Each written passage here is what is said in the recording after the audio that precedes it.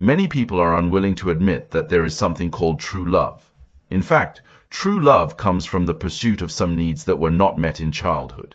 There are two things that people always pursue in childhood. The first is a sense of belonging, and the second is to confirm their own importance. If a child does not get enough sense of belonging from his parents in childhood, and confirms that he is very important to the whole family, he will continue to look for someone who can give him such a feeling throughout his life. So when he finds someone who can satisfy his feelings, the most interesting thing happens. That is, you have to pretend to have the qualities of the kind of person you want to attract. For example, if you want to find a confident person as a partner, then you will think that a confident person will not like a person with a particularly low self-esteem. So you will try your best to show your confident side in front of this confident person. Therefore, in the stage of falling in love, we often use a lot of fantasies to attract the person we want most.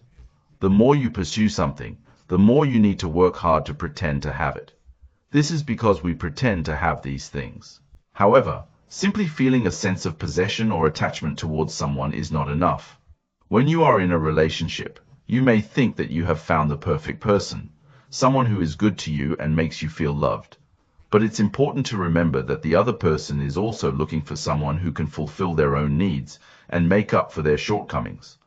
Love is not just about loving someone for who they are, but also about fulfilling our own needs and finding someone who can complement us in some way.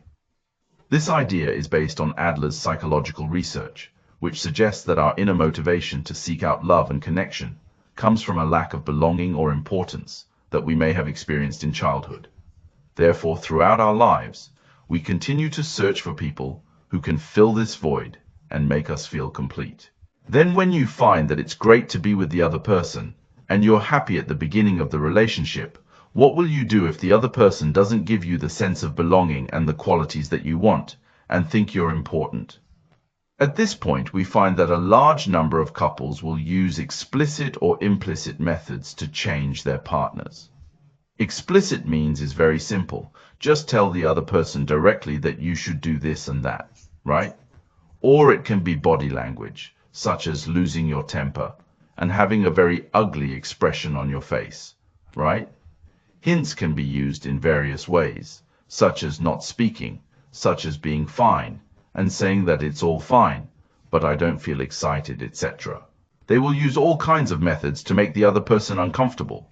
The most common phrase at this time is, "If you really love me, you will do this and that." There is a passage in the book that talks about this. It says that when two people just start dating, expectations are the road to hell, because expectations will block out loving feelings such as acceptance and freedom. If I can't accept others as they are now, or don't let them walk their own way freely, then I don't really love them. I just want to get satisfaction from them.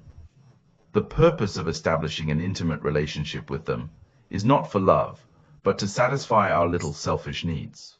As we just said, the purpose of expectation is to satisfy our inner needs. Then two things will happen at this time. The first is that we feel a lack of love in our hearts. You only expect when you lack something, right? If we need something, it must be because we don't have it, and then we will need it especially. Secondly, if there is no one, such as our parents, to meet our needs, we will feel that there is no love in the world. We hope to get love from our wives and husbands, which will only make my previous ideas more unbreakable. No one loves me. There is no love in this world, and no one in the world has love. This is why we gradually feel a little bit of dissatisfaction from the halo stage. In fact, we don't need what we think we need. The demand is the wrong idea, that we have forgotten that our hearts have already had everything. When you do not need to get some attention from your spouse, get some special care, and you can get inner comfort, you will become particularly strong. These things already exist, so if you find this feeling, you can learn to let go in an intimate relationship. What does it mean to learn to let go? It means not to have extremely high expectations of the other person. Because you have to know that both parties are people with expectations. Before both parties get married and do not understand these principles, when two people get married, they hope to get something from each other that can make up for the pain of their childhood.